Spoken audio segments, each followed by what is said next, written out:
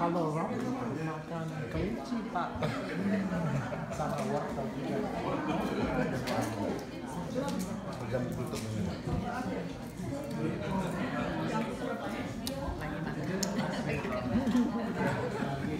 That ruin your excitement. So we told the team, we said, okay, we're gonna make a salad in our house. Raw carrots, raw broccoli, cucumbers. Maksudnya maunya apa? Tahu dulu aja. Kalau dia halo, bisa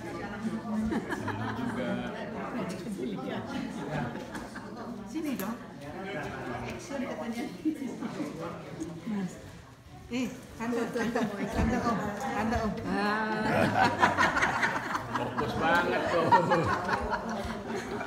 Langsung kepalanya gede.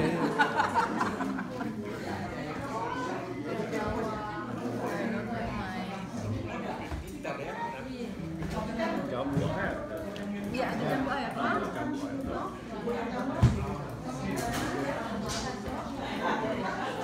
Kemana tante? Cynthia. Din, ya. Mami.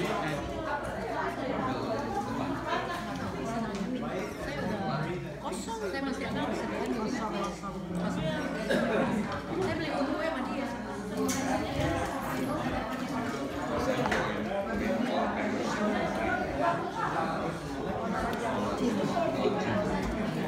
Santi, tolong.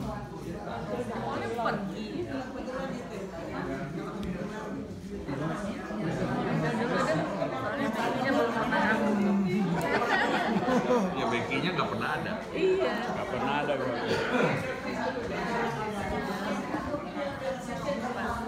Abel turun.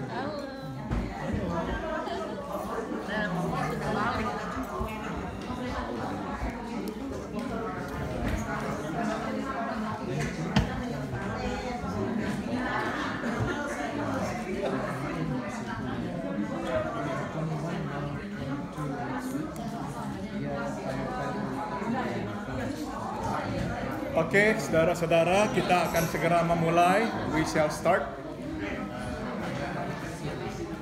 Sebelum memulai, atas nama seluruh jemaat, kita mau mengucapkan turut berduka cita kepada saudari kita, Catherine. Kemarin Tuhan telah memanggil adiknya pulang ke rumah Bapa di sorga.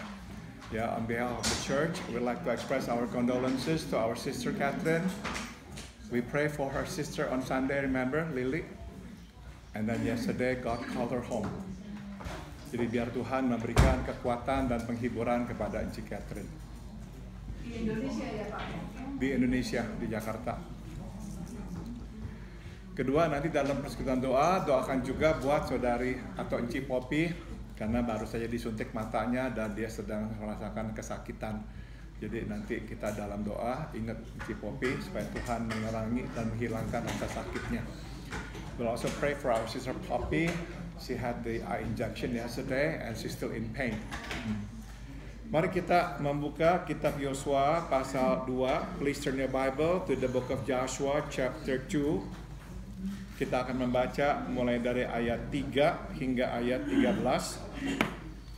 And we are going to read from verse 3 to verse 13.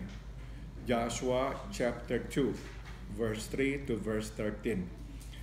Mari kita membacanya bersama-sama. 1, 2, 3. Maka Raja Yeriko menyuruh orang kepada Rahab mengatakan, bawalah keluar orang-orang yang datang kepadamu itu, yang telah masuk ke dalam rumahmu, sebab mereka datang untuk menyelidik seluruh negeri ini. Tapi perempuan itu telah membawa dan menyembunyikan kedua orang itu. Berkatalah ia, Memang orang-orang itu telah datang kepadaku, tapi aku tidak tahu dari mana mereka. Dan ketika pintu gerbang hendak ditutup menjelang malam, maka dalam air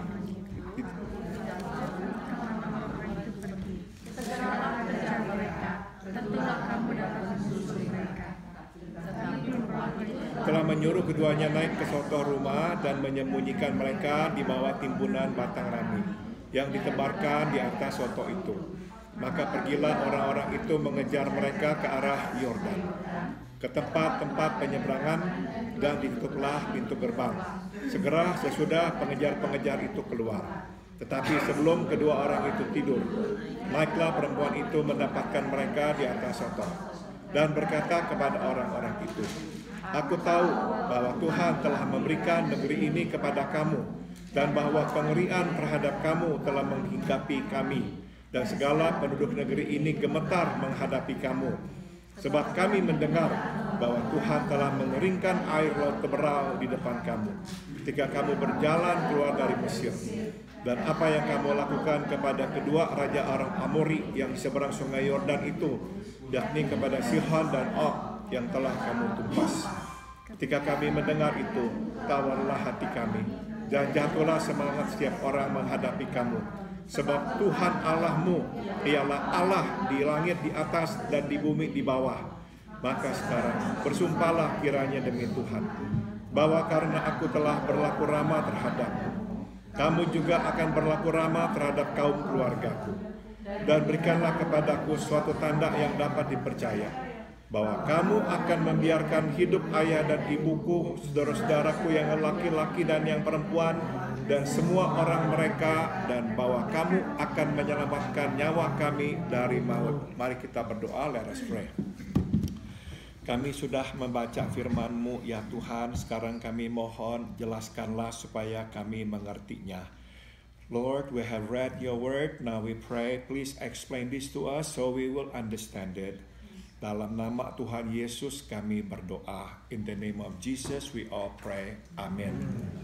Halaman 8, page number 8. Dapat dibayangkan perasaan kedua pengintai sewaktu identitas diri mereka yang sebenarnya diketahui, tambahkan kata diketahui, dan dilaporkan kepada Raja Yeriko. We can only imagine how these two spies felt when their true identities were known.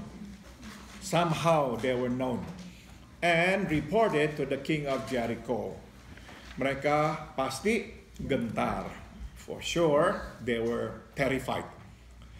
Kita tidak tahu dengan pasti apa yang selanjutnya terjadi sebab Alkitab tidak mencatatnya. Namun, dapat kita duga bahwa mereka berbicara apa adanya dengan Rahab. We do not know what exactly happened afterward because the Bible does not give us that information. But we can guess, we can surmise that for sure they talk to Rahab. Mereka tidak tahu reaksi Rahab, mungkin Rahab berpihak kepada mereka, tapi lebih besar kemungkinan Rahab akan berpihak kepada bangsanya sendiri. Tambahkan kata bangsanya. Of course, they had no clue how Rahab would react. Perhaps Rahab would side with them, but there was a big chance that Rahab would side with her own people. Risiko besar mesti mereka ambil sebab tidak ada pilihan lain. So you see, they must take this big risk because there is no other alternative. Puji Tuhan, Rahab berpihak kepada mereka dan bersedia menolong mereka. Thank God, Rahab decided to side with them and volunteer her assistance to help them. Rahab menyembunyikan mereka, and Rahab hid them. Nah, dari sini dapat kita petik satu pelajaran, yaitu Tuhan sudah mempersiapkan, tambahkan kata mempersiapkan, pekerjaannya sebelum kita memulai pekerjaannya. So we can glean one lesson here. And that is, God has prepared His work before we begin to do His work. He has always prepared His work before we begin to do His work. Tuhan memimpin kedua pengintai itu ke rumah Rahab sebab Tuhan sudah mempersiapkan Rahab untuk menjadi pelindung mereka. So you see, God has prepared Rahab before God led these two spies to her home. Yeah, God has prepared her to be their protector, to rescue them. Sebagaimana dapat kita lihat kemudian, Tuhan sudah memperhatikan dan mempersiapkan hati Rahab untuk menyeberang ke pihak Israel. As we can see, God has prepared Rahab's heart to cross over to the side of the Israelites. Itu sebab sewaktu kedua pengintai itu berterus terang, Rahab langsung bersedia membantu mereka. That is why when these two spies talked to Rahab, came clean to her, Rahab volunteered her assistance. Membantu musuh adalah perbuatan khianat yang berisiko tinggi. Hukumannya adalah mati. Betul. Tambahkan kata mati. You see, providing assistance to the enemy of the state is a treason. So it was very high risk. And if she got caught, for sure, she would die. Jalan termudah adalah membiarkan kedua pengintai itu ditangkap. So you see, the easy road is to let these two spies be arrested, be caught. Bukankah Rahab akan menerima imbalan? Setidaknya pujian dari raja dan orang di sekitarnya. If she had done that, well, most likely Rahab would have received some kind of a reward. Or at least the king of Jericho would pay her a compliment. Ya, dia akan disebut pahlawan, tambahkan kata pahlawan. And she would definitely be called a heroine, a hero.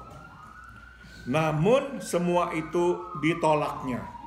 Rahab memilih menyeberang ke pihak Israel. But as you can see, Rahab refused that alternative. She chose to cross over to the side of the Israelites. Dari pengakuannya kita tahu bahwa Rahab percaya bahwa Tuhan Allah telah menyerahkan Yeriko kepada Israel.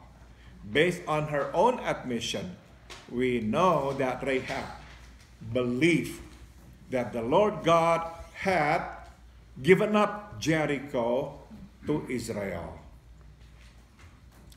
Stop dulu, coba kita bayangkan kalau diri kita adalah Rahab.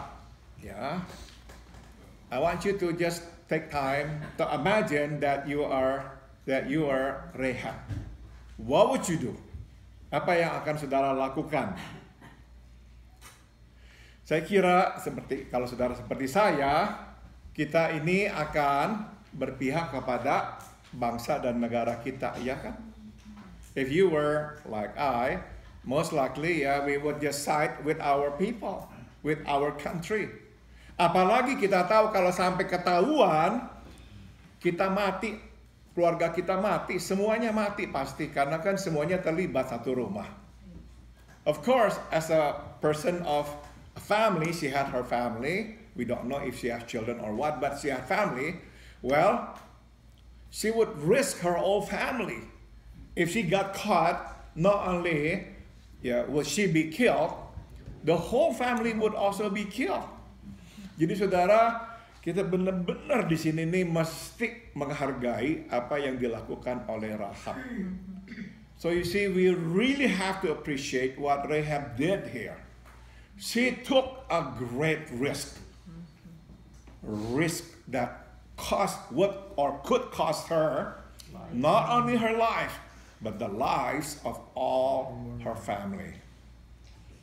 Nah, tapi ini saudara yang kita mau jelas mengerti. Kenapa dia ambil risiko itu? But the question is, why did she take that risk? Saudara, jawabannya adalah karena dia sungguh percaya bahwa Tuhan Allah ada di pihak Israel.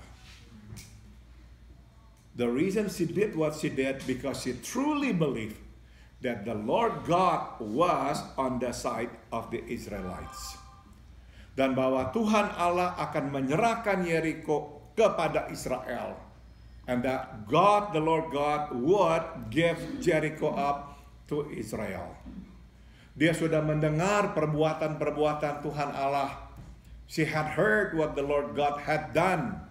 Menyeberangkan Israel, melewati Laut Teberau.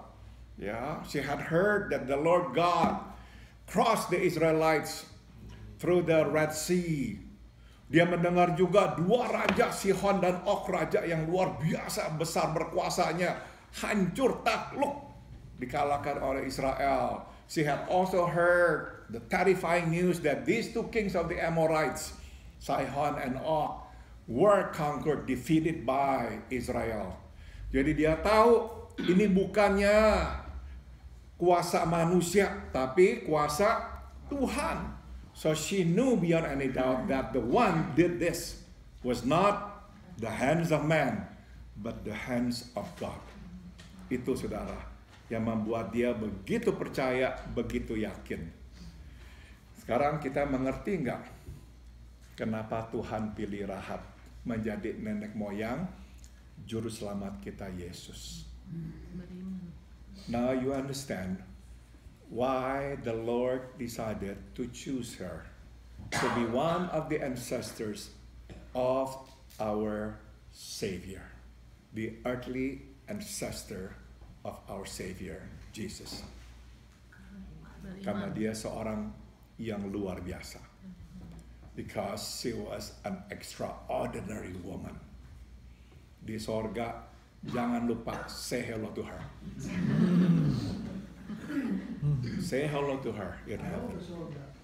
Kalau ketemu Kenapa sih bisa? I'll tell her that you said hello. In case. Oke, mari kita sambung. Let's continue. Rahab beriman bahwa Tuhan Allah adalah penguasa segalanya dan tidak ada siapapun yang dapat merintangi kehendak Tuhan. We also want to see Rahab's faith. She had the faith that the Lord God is the ruler of everything and there was nothing that could stop God from acting His will or His plan. Inilah iman, tambahkan kata iman. This is faith. Sederhana tetapi besar. A simple faith, but a great faith. Inilah iman yang Tuhan kehendaki ada pada kita. And this is the faith that God wants to see in us. Dari sini dapat kita petik satu pelajaran tentang iman, yaitu untuk bertumbuh kuat dan besar, iman mesti sederhana. Tambahkan kata sederhana. So, we can learn one lesson here about faith, and that is to grow strong and big. Faith must be simple. Makin rumit kita berpikir, makin jauh kita dari iman. The more complex we think, trying to figure things out, the farther we would be from faith. Sebaliknya, makin sederhana, asal percaya bahwa Tuhan sanggup dan akan bukannya sanggung ya, sanggup. Makin kuat dan besar iman. You see, the simpler faith is, just believe that God can and will, the stronger and the greater faith will be. Rahab bukan orang Israel. Dia tidak kenal 10 hukum Tuhan, tetapi ia percaya. You see, Rahab was not a Jew. He was not an Israelite. She had no clue about the 10 Commandments, but she believed. Ia mengambil langkah iman. Therefore, she took the faith. Dan itu cukup buat Tuhan. Tambahkan kata cukup. And that's enough for God. Simple. Saudara, saya mau terapkan ke dalam situasi kita. I like to apply this to our situation. Saudara, Ling-Ling, saudari kita yang sudah pulang tadi ya, beriman bahwa Desember nanti Tuhan akan menyembuhkan anaknya, Adri. Our sister Ling-Ling has the faith that God will heal her daughter, Andri, in December. Dia itu meminta seorang pendeta berdoa, dan pendeta tersebut berdoa sekaligus memberikan nubuat bahwa anaknya Andri ini akan Tuhan sembuhkan, membuat dia bisa kembali sehat total, berjalan kembali di bulan Desember. She came to a pastor, and this pastor prayed for her daughter, and the pastor also made a prophecy that God would heal Andri, her daughter, completely, totally, in December. Jadi Ling-Ling beriman. Dia selalu berkata kepada saya, Desember nanti anak saya akan berjalan. So she has faith. And she kept saying to me, in December, my daughter will walk again. Saudara, kita mungkin tidak punya iman seperti dia. Maybe we don't have such faith. Dan kenapa kita tidak punya iman seperti dia? Sudah tentu nomor satu, karena kita bukan mama dari Andri. Ya, maybe the first reason why we don't have such a faith is because maybe we're not Andri's mother. Cinta kasih yang besar membuat iman lebih besar. We all know this truth. A great love will make a great faith. Pasti. Tapi yang kedua adalah saya kira kenapa kalau buat saya pribadi, karena saya berpikir terlalu rumit. But the second reason is, as for, at least this is speaking for myself, the reason why I don't have that faith is because I think too complex. Saya berpikir rumit, yaitu bagaimana mungkin orang yang sudah lumpuh, mengalami pendarahan otak seperti itu, bisa kembali sembuh. I thought, how could she be healed? She's paralyzed. Yes, she can walk with assistance, but she is paralyzed. And she suffered brain hemorrhage. So how can she be healed? Saudara, setiap kali Ling-Ling berkata itu kepada saya, apa reaksi saya? You know what I say or do whenever Ling-Ling say that to me? Oh, I believe that in December my daughter will walk again. Saya nggak berkata, Ling, kamu itu tuh nggak realistik, kamu harus lebih realistik. I never said to her, Ling, you ought to be more realistic. I don't think you are being realistic. I don't want you to be let down. No, I never said that to her. Nggak pernah saya berkata begitu kepada dia. Yang saya katakan kepada diri saya adalah apa? So what did I do? What did I say to myself? I pray. And what did I say to God? Help my unbelief. And forgive my unbelief. Itu doa saya. Tuhan, ampuni saya karena kurang percaya. Dan Tuhan, tolong saya karena saya kurang percaya. Whether or not God heals her, up to God. But what God requires of us is to believe. Rahab, simple woman, tremendous faith. Tremendous faith. Itu yang Tuhan cari dari kita. Iman yang sederhana. Makin sederhana, iman itu makin besar. The simpler faith is, the greater that will be. Selalu juga saya kutip perkataannya Tante Yanti. Ya, I always quote her, the words of Tante Yanti ya. Bakmi Yanti, Tante Yanti, Nusar. Dia itu terkena kanker, saudara-saudara tahu ya, leukemia.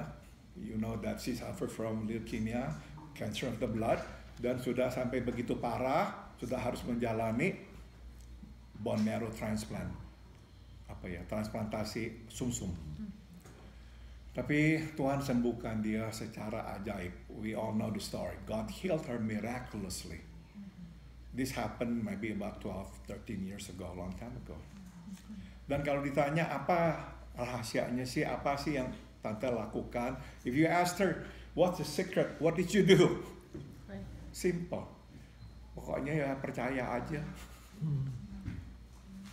Every time you ask her, she will give you the same answer. Just believe. Just believe. Oke, sambung. Hal lain yang dikatakan oleh Rahab adalah bahwa semua penduduk Yeriko telah mendengar apa yang Tuhan telah lakukan dan bahwa mereka ketakutan. Another thing that Rahab said is that everybody in Jericho is scared to death after they hear what God has done. They are really, really terrified. Singkat kata, sebelum pergi berperang, mereka sudah kalah. Bener-bener loh. Before they even go to war, before they fight Israel, they have been defeated. They have lost. Why? Because they are so scared. Dan sebelum Israel pergi berperang, mereka sudah menang. Tambahkan kata menang. And before Israel even starts the war against Jericho, they have already won. They have had the victory. Semua terjadi sesuai perkataan Tuhan. So you see, everything happens exactly as God has said. Tuhan sudah bekerja jauh sebelum kita memulai pekerjaannya. So remember this principle. God has always begun His work long before we begin His work. Ketakutan Yeriko adalah peringatan Tuhan agar mereka menyerah. Dengan kata lain, Tuhan memberi kesempatan yang sama yang Ia berikan kepada Rahab kepada semua penduduk Yeriko. This is a very important thing that we need to pay attention to. The fear that the people of Jericho experience is actually a warning from God. God is giving them a warning to give up, surrender, don't fight. This is of God. In other words, God is giving them the same opportunity to save their lives as He has given Rahab. Ya, jadi kita bisa berkata ya, Tuhan itu adil. God is fair. God is just. Ya, Tuhan pokoknya hanya menyelamatkan satu orang sebodoh dengan yang lainnya. Tidak. God loves them all. God wants them all to live. That's why He gave them this warning by giving them that fear. Sayang, mereka menolak. Too bad. They all said no. Dari sini kita diingatkan bahwa sebelum bertindak, Tuhan senantiasa memberi kita peringatan. Tambahkan kata peringatan. So, we are reminded of this simple truth. God always gives us a warning before he acts. Always. Lewat berbagai cara Tuhan memberi kita peringatan agar kita terhindar dari malapetaka. You know, through many ways God is actually telling us to repent. Yeah. Because God wants to save us. Bila kita dengar, maka kita terselamatkan. If we pay attention, if we take heed to His warning, we will be safe. Sebaliknya, bila kita mengeraskan hati, kita akan menerima akibatnya. Conversely, if we harden our hearts, then we'll pay the price. Jadi perhatikanlah peringatan Tuhan. Dia tidak mau mencelakakan kita, Ia sayang kita. Tambahkan kata sayang. So, take heed to His warning. God never wants, to destroy us, to punish us. No, He loves us. That's why He always gives us warning.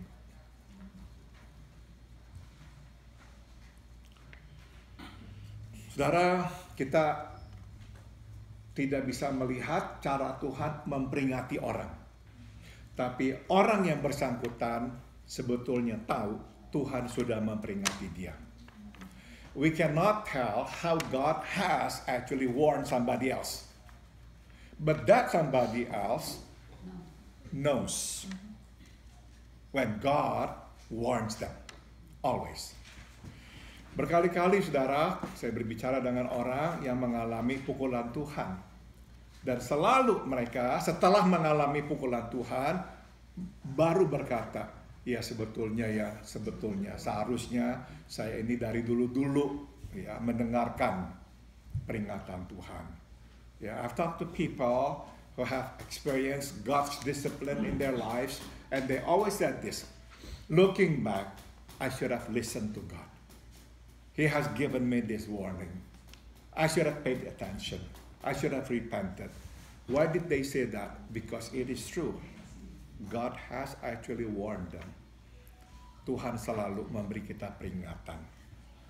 Pelajaran terakhir, last lesson, yang dapat kita petik adalah Tuhan memakai siapa saja yang percaya kepadanya dan mau, tambahkan kata mau, dipakai olehnya. So here's the last lesson that we can draw, and that is God uses whoever who wants to believe in Him and who wants to be used by Him. Siapa saja yang percaya dan mau dipakai olehnya. Whoever who wants to believe in Him and who wants to be used by Him. Siapapun tidak akan menduga bahwa Tuhan memakai Rahab, seorang pelacur, orang Kanaan, bukan orang Israel, untuk menyelamatkan Israel. Who would have thought God would use Rahab, a prostitute, a Canaanite, not an Israelite, to save Israel? Dan ini yang indah. Here's the wonderful thing. Sewaktu menyelamatkan mereka, Rahab pun menyelamatkan dirinya, tambahkan kata dirinya, dan keluarganya. This is what's beautiful about this whole thing. When Rahab is saving the Israelites, she is also saving not only herself, but also her family. Jadi ini nih pelajaran yang kita mau ingat ya. Berkat yang kita berikan pasti kembali. Tambahkan kata kembali. Berlipat ganda kepada kita. The blessing that we share with others will return to us. Manifold. Manifold. Berkat yang kita berikan akan kembali kepada kita. Oke, mari kita matikan. Ada pertanyaan atau komentar? Budi silakan. Oh ya, bisa.